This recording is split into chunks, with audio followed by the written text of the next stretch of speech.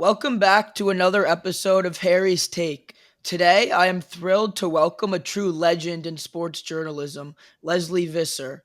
With a groundbreaking career that spans 5 decades, Leslie has shattered barriers as the first woman to take on many iconic sports broadcasting roles, including covering the Super Bowl, the Final Four, the NBA Finals, the World Series, and much more. Leslie has also been inducted into the International Sports Hall of Fame in 2020, as well as the National Sportscasters and Sports Writers Association's Hall of Fame in 2015, and has won many other awards.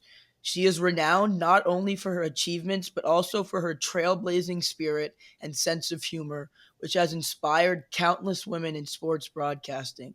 Let's dive into her incredible journey and the impact she's made on the industry. Welcome, Leslie. Hey, Harry, thanks for having me. It's a pleasure. So, my first question for you today is: how has the industry changed since you first got started, in your opinion? Oh, that's a great question. Well, I will tell you, when I started, I wrote for the Boston Globe, and they made me the first woman to cover the NFL as a beat. And the credentials that I wore to the games said, "No women or children in the press box." So that's quite a different change. You see thousands of women now, which I'm really grateful for. I mean, they didn't even have a ladies' room when I started because they'd never had women. Wow, that's great to see the progress. Tremendous. I love now that a woman, young woman or older woman can do whatever she wants to do. She could be a reporter either in print or TV or digital, or have a podcast. She can aspire to be in the booth, on the field, behind the typewriter, or, well, I grew up with typewriters. Maybe computer Behind the now. keyboard. Yeah. My next question is: I know you've covered a wide variety of events, some of which I mentioned in the introduction, but how would you prepare differently if it was the World Series versus the Super Bowl or the Final Four? Was your preparation any different for a different sports and events? Yeah, I think, well, some aspects of it are fundamental. It's always a story. I mean, sports is storytelling, which is as old as time. And the other is you just have to really be familiar with what you're looking at. I always say that one of the non negotiables for people wanting to go in this business is they have to have knowledge, because knowledge gives you confidence. So, I mean, you should know if you're covering baseball, would it be great now to move the runner over? If you're covering basketball, is it a zone? Is it man to man? If you're covering the NFL or any level of football, what are they doing? You're a linebacker yourself. I don't know if you played in a 3-4 or 4-3, but anybody wanting to go in this business should be able to recognize the difference. Yeah, that's certainly true. Um, yeah, we probably did like a 4-3 at times, 3-4. It depends on the opponent, but it's great that you were able to have such a vast range of events in sports and that your knowledge spans over so many events. Well, that's really impressive. Well, you know what's interesting is I had a passion for all sports. I think I always say that sports is the greatest meritocracy, because it doesn't matter, and you have one of the most fabulous mothers in history, but it doesn't matter where she went to college or how much money your father earns. If you hit the jumper, if you sink the putt, that's on you, Harry. If you make the tackle, if you recover the fumble, and that's what I love about sports. I mean, it finally made room for women, but it is inherently a great meritocracy. Well, that's certainly true. Anyone from any background can become a star in their own right in any sport. I think it's interesting that you had a passion for all sports because I football is my number one sport in watching and playing, but I think as I move further in my studies about journalism, I need to broaden my repertoire to cover a lot of sports because the greats like yourself they go from event to event. It doesn't matter if they have a favorite sport or not. So that's a great piece of advice to take. And just know that at its root, it's all competition. So that's really what you love about it. I mean, what you love is who will do what. And unlike Hollywood, it's unscripted, which I love that aspect of sports. It's out there and no place to hide. And as journalists, we get to watch it. And you're right about going from one sport to the next. I mean, I had decades of going from the NFL right into the NCAA, well, the NBA, some of the NBA, then the NCAA tournament, then the NBA playoffs. And I remember once I had to go from doing a golf event in LA to the World Figure Skating in St. Petersburg, Russia.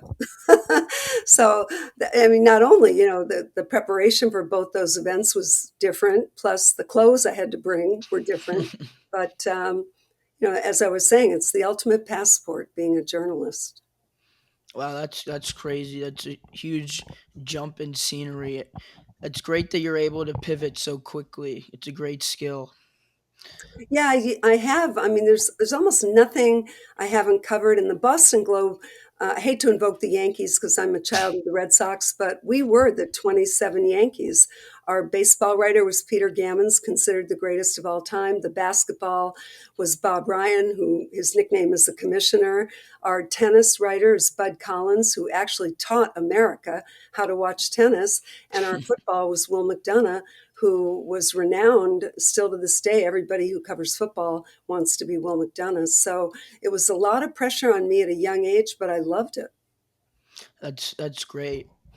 My next question is, I know there's since you've been in the industry, there's been a lot of changes to the way that people access games. For example, in the NFL these days, they have games on Prime on Thursdays. They have Netflix games they had on Christmas. They're doing Peacock, like all these different services that are fundamentally not cable television. So I wanted to get your insight on what is the adding of more games to different services? How does that affect the broadcast industry?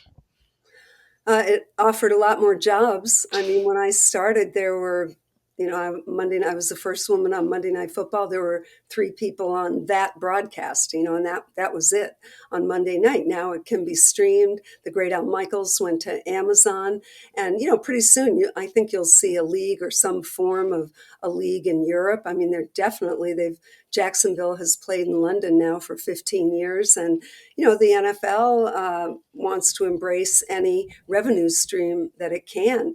And I'll just tell you how different when you talked about the access, not just for the consumer, but for what you may want to do, which would be to be a reporter or journalist. When I started covering the NFL in the early mid 70s, we used to travel with the team. And I can remember one time the Patriots were playing Tampa. They'd already made the playoffs. And a great tight end named Russ Francis brought his guitar on the plane. And he and I went and sat on the beach in Tampa because he wasn't going to play. So, and he was from Hawaii. So he played Hawaiian songs on his guitar. I mean, could you imagine that now? That, half the time you can't get near the players. Wow, that's a great story.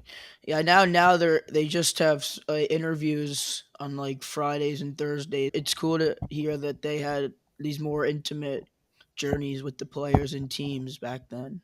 Yeah, there was just a lot more access because there wasn't social media. So that what you did with them, I remember going horseback riding with Emmett Smith and bowling with Jerome Bettis, but there wasn't 5,000, journalist citizens recording it while we were at the bowling alley. So I Hmm. think that's why the access is tougher now, but it doesn't mean you can't work around it. And it's really important to get to know the people. You eventually want to get their phone numbers. They need to have trust in you that you're not going to blast something out. So I think you spoke to Tracy Wolfson, my great colleague, and Yeah, I was gonna mention that later, but oh yeah, well she's renowned and beloved by the players and respected, which is the most important. But that's I think the kind of career that any young person should want to have. yeah, it's great the way that you and her both the players when you were interviewing and she's interviewing them, they're excited about it and they love to do it and they know she's the one that's going to do it and they're excited about it. It's great to see from the viewer standpoint. Yeah, I think it comes through the ones for male or female. I think the ones that you think you'd like off camera, you would like. Because the camera eventually reveals who you are. So, yeah, no, she's fantastic. Actually, we have great Amanda Balionis is our golf, and you could tell all the players are really comfortable with her. And we have an all women show at CBS that has Swin Cash, who's an executive with the Pelicans, and of course the great Lisa Leslie, Dara Hmm. Torres, and Summer Sander, Olympic swimmers. So I've been at CBS now, I think about 35 years. So I've seen a lot of people come and go, but the women are great.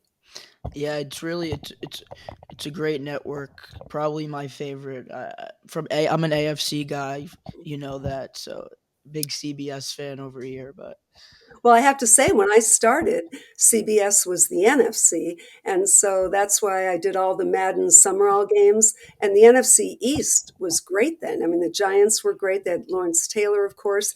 The Cowboys were great with Troy Aikman and that whole class. And the Redskins won a couple Super Bowl. Oh, then Redskins won yeah, a couple Super Bowls, and Philly even jumped up.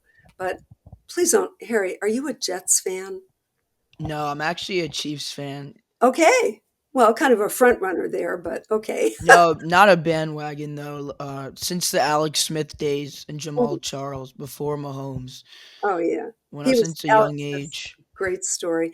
Yeah, they've always been a class act. Lamar Hunt, of course, the original owner, moved the team from Dallas just so that the NFL could thrive in two cities, Kansas City and Dallas, which already had a team. So, yeah, it's got a great legacy. Hank Stram worked with him 1,000 years ago. So, good team there. It's a great organization. The Hunt family is great. I go to the playoffs at Arrowhead every year with my dad, and like the Hunts are they just walk around the concourse and stadium like they're just part of it because that's just the feel you get from the organization. Like I just saw them walking around the parking lot, and it felt like so cool just to be able to see them not like protected and like getting chauffeured into his suite. You know? Well, the teams do have cultures, and I've been privileged that I started covering the NFL in the 70s. So I got to see, the Steelers and then the 49ers and the Cowboys. The Giants had that culture. The Chiefs now have had that culture. And I think that's what makes a difference. I really, Baltimore's always had the great Ozzie Newsome as the GM. And so that culture was very secure. So I think it really makes a difference. And the teams that can't seem to get going usually have a lot of turnover in the ownership, and the culture doesn't stand for something. So yeah, picking the Chiefs, that's really a good team to follow.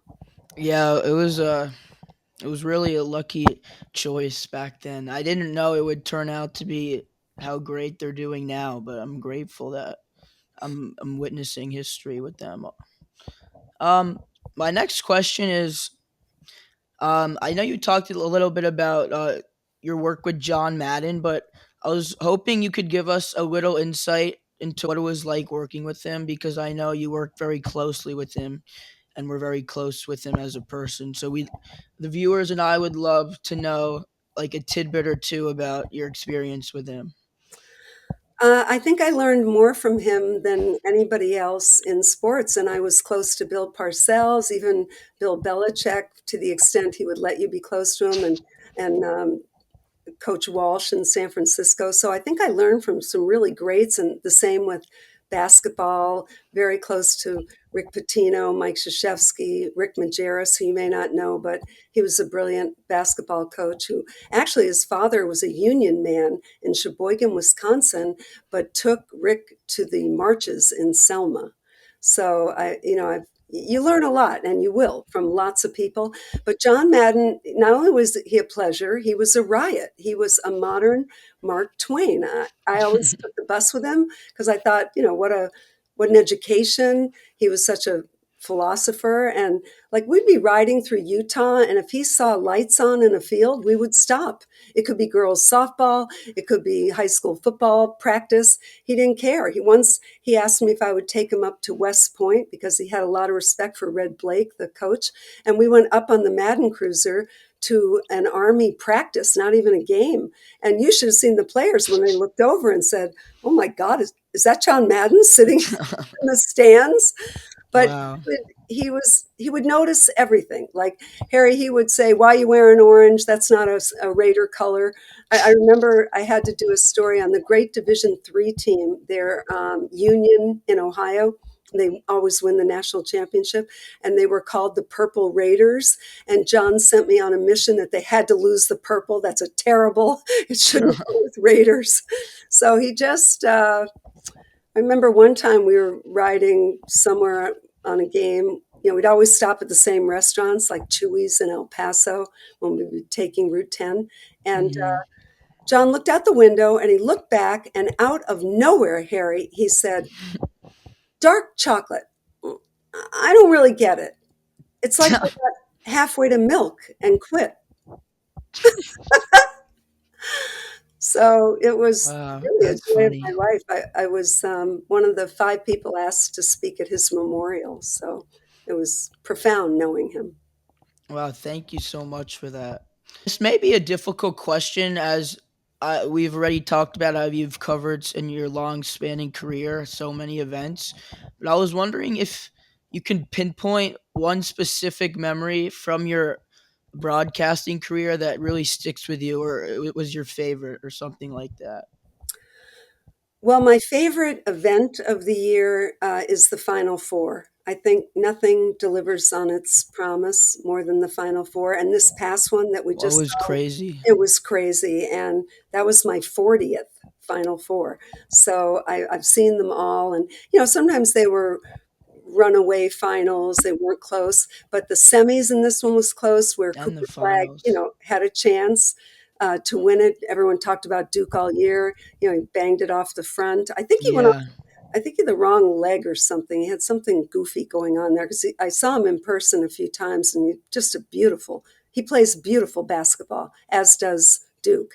But then that was a crazy ending. And then there was Kelvin Sampson. He's almost 70 years old, and you thought he was going to come back and win it. And it ended with the kid from Australia at Florida, like swimming on the floor with the ball. So Yeah.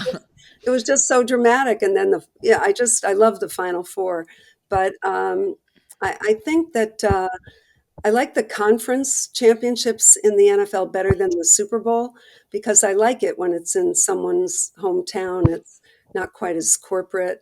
Hmm. Although I've been on the field for quite a few dramatic Super Bowls. I was on the field when the Patriots won their first, and that was shortly after 9/11. And that's when Robert Kraft said to everyone, "Today we are all patriots." But I would Wow. say the most interesting, profound for me, um, my dad grew up in Amsterdam. We were not Jewish, but they were all starving. He grew up under the Nazis. Nazis invaded Rotterdam in 40, liberated Holland in 45. And so I was really um, in awe when CBS sent me to the fall of the Berlin Wall. And it just was one of those reminders about freedom isn't free. And it was, I chipped off pieces of the wall for all my friends to take home. It happened in October of '89. And just really to be there to witness one of the great stories in the last 200 years. Wow. Thanks for sharing. My next question is this is where I want to bring up Tracy. I know you've inspired countless women to join the industry or to try out the industry of sports journalism, and notably Tracy Wolfson, who I was fortunate enough to interview on a previous episode of this show. But what advice do you have for the next generation of female sportscasters? Like, what would you tell them is the most important thing that you've learned over the years? Uh, Wow, that's great. I've learned a few things, and a lot of them are already off and running. They're doing great. But yeah, Tracy notably, she goes in and out of a lot of sports, makes it look easy. And the great Charles Osgood said about television, the secret was you're like the duck on the pond. You appear easily on the surface, but you're paddling furiously underneath. And that's what you have to do. You have to project calm and knowledge. And I think to do that, there are three non-negotiables. Number one, we talked about you have to have passion, because if you don't have passion, then you'll resent someone else is making more money or someone else gets an assignment. So what I tried to do, I tried to make every at bat a quality at bat. It didn't matter if I was covering, I mean, I covered indoor box lacrosse. I covered, oh my gosh, hang gliding, quite a few, head of the Charles, the great rowing event. I mean, it wasn't all just Wimbledon, the Super Bowl, the Final Four, but I tried to bring that passion to every assignment that I had. And the second is knowledge. We talked about that too. Knowledge gives you confidence. So that when I went from the Boston Globe to CBS, I went from the highest level of print to the highest level of television. But I said my only caveat was that everything that came out of my mouth would be that I had written or I thought, because I felt I had 10 years in print on deadline covering every sport. So, if I didn't like what a cowboy linebacker was doing or a chief linebacker, I was comfortable that I could say it and I could own it. So I think knowledge is really helpful. And the way you get that is you turn down the sound on the TV and you call the game yourself. What do you see? Not what does Jim Nance or me or Tracy or Tony Romo tell you? What do you see? So that would be the second. And the third would be you have to have the understanding that it's a Ferris wheel, and the Ferris wheel of your career goes up and the Ferris wheel comes down. And you have to have the stamina to stick through both those, meet both those imposters just the same as Rudyard Kipling taught us in If. Wow, thank you so much. That's very inspiring. I try to do that myself, call the games myself for practice, and it's a lot of the time I say it to my dad right before Nance says it. Like I'm thinking the exact thing he's about to say, so I feel like that's a good sign. But that's all the time we have. Thank you so much for being here with me today, Leslie. And as always, thank you for tuning in to Harry's Take. What's your take? Well, my take, Harry, is when you get down here to University of Miami, I live in Miami, we're going to go over stuff. Oh, you bet. That'll be great. Thank you so much. Thank you, Harry.